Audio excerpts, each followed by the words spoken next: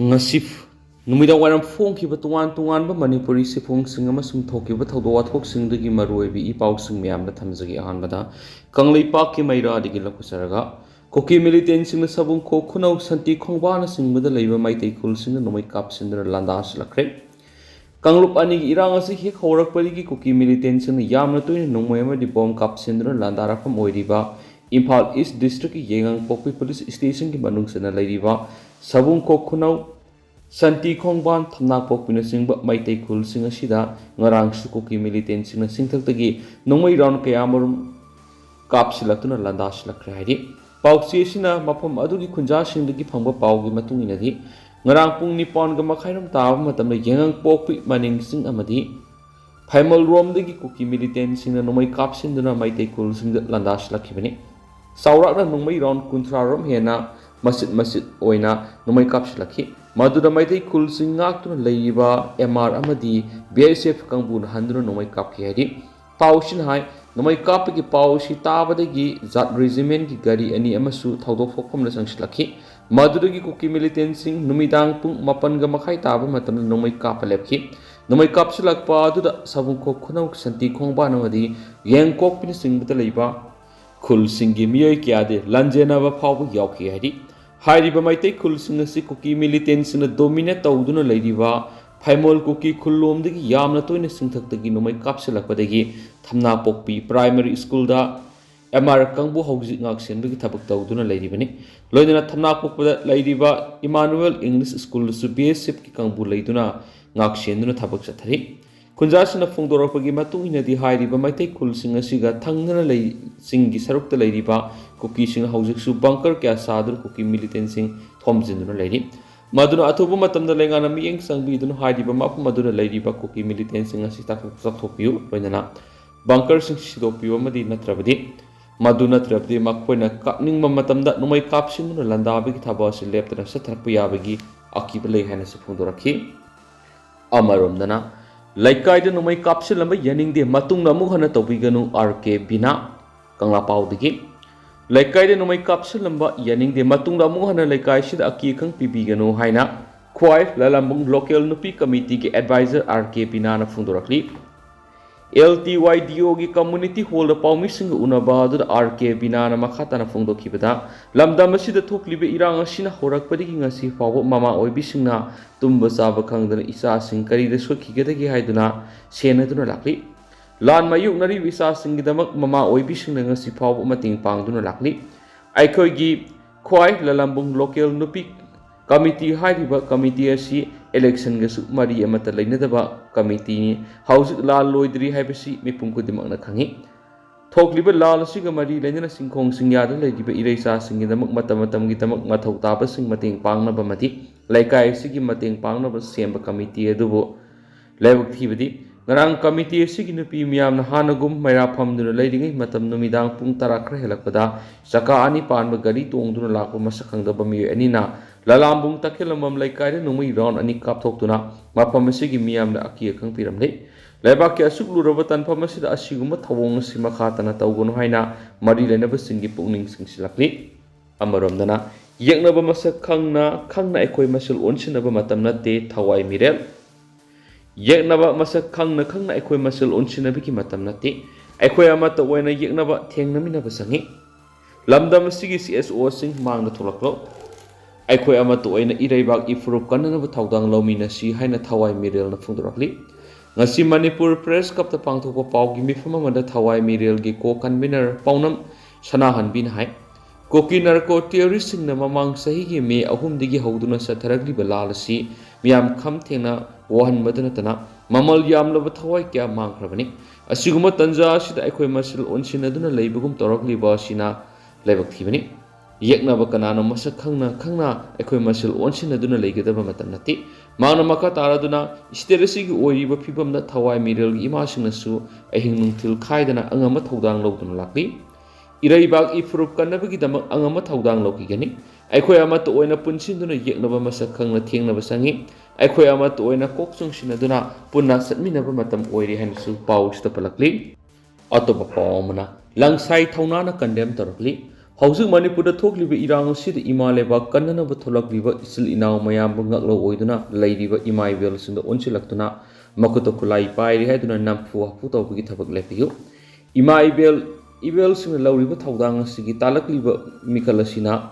ꯃꯔꯝ ꯑꯣꯏꯔꯒ ꯃꯇꯨꯡꯗ ꯏꯃꯥ ꯏꯕꯦꯜꯁꯤꯡꯅ ꯈꯨꯠ ꯊꯥꯕ ꯆꯠꯊꯔꯛꯂꯒꯗꯤ ꯂꯪꯁꯥꯏ ꯊꯧꯅꯥ ꯀꯛꯁꯤꯡꯅ ꯇꯨꯃꯤꯟꯅ ꯂꯩꯔꯣꯏ ꯍꯥꯏꯅ ꯂꯪꯁꯥꯏ ꯊꯧꯅꯥꯒꯤ ꯀꯟꯚꯦꯅꯔ ꯈꯦꯇ꯭ꯔꯤ ꯔꯖꯠꯅ ꯐꯣꯡꯗꯣꯛꯈ꯭ꯔꯦ ꯉꯁꯤ ꯂꯪꯁꯥꯏ ꯊꯧꯅꯥꯒꯤ ꯑꯣꯐꯤꯁꯇ ꯄꯥꯡꯊꯣꯛꯈꯤꯕ ꯄꯥꯎꯒꯤ ꯃꯤꯐꯝ ꯑꯗꯨꯗ ꯃꯍꯥꯛꯅ ꯃꯈꯥ ꯇꯥꯔꯗꯨꯅ ꯂꯪꯁꯥꯏ ꯊꯧꯅꯥꯅ ꯃꯤꯈꯜ ꯃꯃꯥꯡꯗ ꯄꯥꯡꯊꯣꯛꯀꯗꯧꯔꯤꯕ ꯃꯤꯈꯜ ꯑꯁꯤꯗ ꯑꯩꯈꯣꯏ ꯃꯁꯦꯜꯒꯤ ꯃꯔꯛꯇ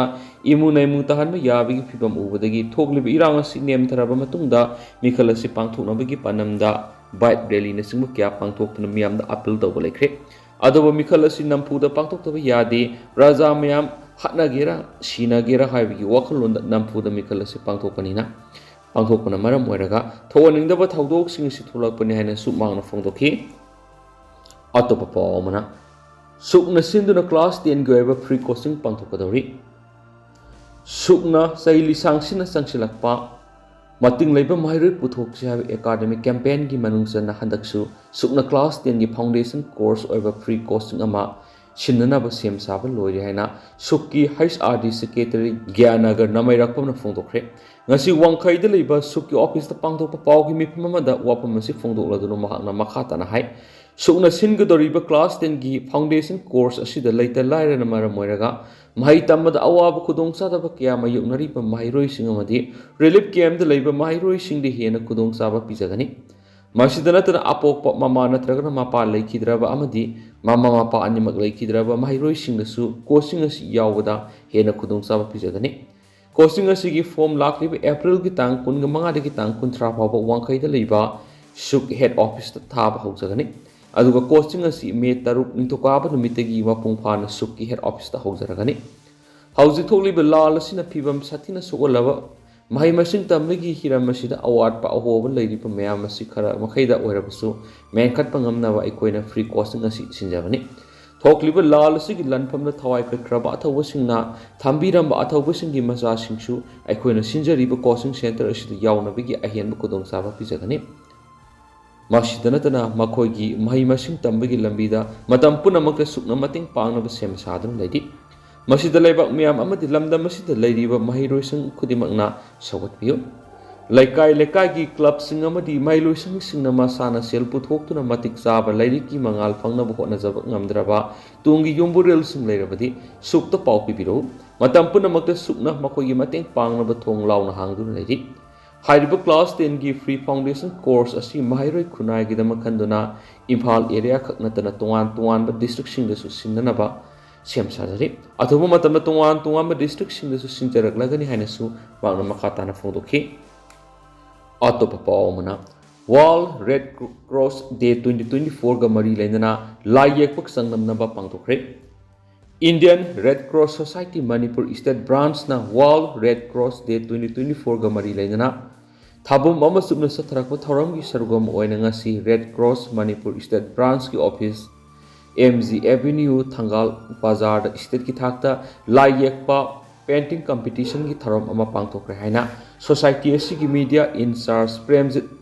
ꯅꯧꯔꯣꯏꯕꯝꯅ ꯊꯥꯗꯣꯔꯛꯄ ꯆꯤꯔꯣꯜ ꯑꯃꯅ ꯍꯥꯏꯔꯤ ꯆꯤꯔꯣꯜ ꯑꯁꯤꯅ ꯃꯈꯥ ꯇꯥꯔꯤꯕꯗꯤ ꯊꯧꯔꯝ ꯑꯁꯤ ꯖꯨꯅꯤꯌꯔ ꯔꯦꯗ ꯀ꯭ꯔꯣꯁ ꯑꯃꯗꯤ ꯌꯨꯠ ꯔꯦꯗ ꯀ꯭ꯔꯣꯁꯀꯤ ꯀꯦꯇꯥꯒꯣꯔꯤꯗ ꯄꯥꯡꯊꯣꯛꯈꯤꯕꯅꯤ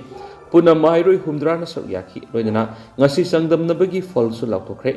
ꯖꯨꯅꯤꯌꯔ ꯔꯦꯗ ꯀ꯭ꯔꯣꯁ GRCꯒꯤ ꯑꯣꯏꯅ ꯑꯍꯥꯟꯕ ꯄꯣꯖꯤꯁꯟꯗ ꯕꯤꯀ꯭ꯔꯝ ꯂꯧꯔꯦꯝꯕꯝ ꯑꯅꯤꯁꯨꯕꯗ ꯑꯦꯟꯖꯦꯂꯥ ꯍꯥꯏꯀ꯭ꯔꯨꯖꯝ ꯑꯍꯨꯝꯁꯨꯕꯗ ꯄ꯭ꯔꯦꯁꯤꯌꯥ ꯍꯥꯏꯀ꯭ꯔꯨꯖꯝ ꯑꯃꯗꯤ ꯌꯨꯠ ꯔꯦꯗ ꯀ꯭ꯔꯣꯁꯀꯤ ꯑꯣꯏꯅ ꯑꯍꯥꯟꯕ ꯄꯣꯖꯤꯁꯟꯗ ꯑꯣꯏꯅꯥꯝ ꯁꯨꯔꯖ ꯑꯅꯤꯁꯨꯕꯗ ꯗꯥꯏꯃꯟ ꯊꯣꯛꯆꯣꯝ ꯑꯍꯨꯝꯁꯨꯕ ꯄꯣꯖꯤꯁꯟ ꯂꯥꯏꯁ꯭ꯔꯝ ꯕꯤꯗ꯭ꯌꯥ ꯂꯛꯁꯃꯤꯅ ꯃꯊꯪꯁꯤꯅ ꯃꯀꯣꯛ ꯃꯊꯪ ꯇꯥꯈ꯭ꯔꯦ ꯊꯧꯔꯝ ꯑꯁꯤꯒꯤ ꯁꯔꯨꯛ ꯑꯃ ꯑꯣꯏꯅ ꯊꯥ ꯑꯁꯤꯒꯤ 24ꯗ ꯔꯤꯝꯁꯇ ꯕ꯭ꯂꯗ ꯗꯣꯅꯦꯁꯟ ꯀꯦꯝꯞ ꯊꯥ ꯑꯁꯤꯒꯤ 24ꯗ state level folk song competition ꯂꯣꯏꯅꯅ ꯃꯦ 5ꯗ ꯂꯤꯗꯔꯁ ꯃꯤꯠꯀꯤ ꯊꯧꯔꯝꯁꯨ ꯄꯥꯡꯊꯣꯛꯀꯅꯤ ꯊꯥꯕꯨꯝ ꯑꯃ ꯆꯠꯊꯒꯗꯕ ꯊꯧꯔꯝ ꯑꯁꯤ ꯃꯦ 9ꯗ ꯋꯥꯔꯜ ꯔꯦꯗ ꯀ꯭ꯔꯣꯁ ꯗꯦ 2024 ꯅꯨꯃꯤꯠꯇ ꯒꯚꯔꯅꯔꯅ ꯁꯔꯨꯛ ꯌꯥꯗꯨꯅ ꯂꯣꯏꯁꯤꯟꯕꯒꯤ ꯊꯧꯔꯝ ꯄꯥꯡꯊꯣꯛꯀꯅꯤ ꯍꯥꯏꯔꯤ ꯑꯇꯣꯞꯄ ꯄꯥꯎ ꯑꯃꯅ ꯃꯍꯤꯂꯥ ꯀꯥꯕꯤꯌꯥ ꯃꯅꯤꯄꯨꯔ ꯏꯁꯇꯦꯠ ꯕ꯭ꯔꯥꯟꯆ ꯍꯥꯡꯗꯣꯛꯈ꯭ꯔꯦ ꯃꯥꯂꯦꯝꯒꯤ ꯂꯣꯠꯇꯨꯅ ꯂꯩꯔꯤꯕ ꯅꯨꯄꯤ ꯑꯏꯕꯤꯁꯤꯡꯒꯤ ꯁꯩꯔꯦꯡꯒꯤ ꯃꯐꯝ ꯁꯥꯒꯠꯅꯕꯒꯤ ꯋꯥꯈꯜꯂꯣꯟꯗ ꯃꯍꯤꯂꯥ ꯀꯥꯕꯤꯌꯥ ꯃꯟꯆ ꯑꯁꯤ ꯚꯥꯔꯠꯀꯤ ꯑꯃꯗꯤ ꯃꯥꯂꯦꯝꯒꯤ ꯃꯐꯝꯁꯤꯡꯗ ꯂꯤꯡꯈꯠꯂꯛꯄꯅꯤ Organization asiki Manipur State Branch ama ngasi thabaktagi potharaba IAS ke Radha Kumar athuba mithunglen oiduna linkhatsabani. Organization asiki maruoiba panamdi masak naidribi lamdam sigi saireng iba pamjabi nupi ayibisingna imungdagi hendoktana lairiba kaya singthoktuna aikoi punna saireng iminaba saireng paminaba madi khunai sida nupi oibisingna lawya ba thaudang sing lominaba sini haina mahila kabia Manipur State ki President Dr. Khetrimim Subodinina Kwakaithal Moirang Porel organization asi hangdokpagi thoramda phongdokre mana makatana phongdokibida ngasi hangdokliba organization asi di yawgi member fee lupa ama phawba lawjare member sing asina tha amada sungsoi soidana punminnaraga aina ijaba saireng sing pajaba luinana nupi oibi singi thaudang sing ama toina yaminabani Tharamadura retired IS Radha Kumar Kangjamna athoba mithunglen Dr. Khetrimim Subodinina Thoramapu amadi Manipur State Social Welfare Board ki hanagi chairperson RK Nayan Sanana akhanaba mithunglen oina saruk yakhi haina Mahila Kabia Manipur Secretary Rajeshwari Yengkhong Sirol amana hairi Makasa tharak poina masum lusilak poina kanglai paki maira dana asumna phongli Aimol Masani haiba miyuema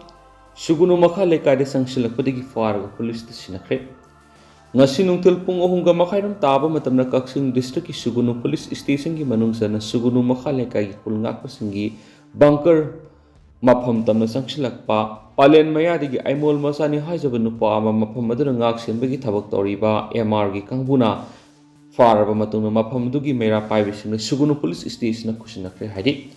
Pauksin hai kanglup ani irang asigi khwaidagi kanba Sugunu makha lekaida leiriba khulngak pasingi Bangkar mayada miyosina laklaga hangat handa satuna koyeng yengduna leibadigi singnabadagi MR kangbuna hana makpu phaki aduga mafamduga maira paibi ima singa loinana masin hanglaba matungna Sugunu police ta sinakibani hari miyosigi masapumba check toba matamna mobile phone yoramadagi fuatki masin hangwa matamda psychota satkadabani mafamduda leiba Kuki Lusingba singa unagadabani haibana singba phongdokhi hairi loinana haujuk makha ta buwang pong sathaduna miyoisigi asingba masak khangdonaba hotnari haina paw sina hairi adu haujuk koina di meyam paw matang ase lusinjarage masu meyam punu nokba update naminasi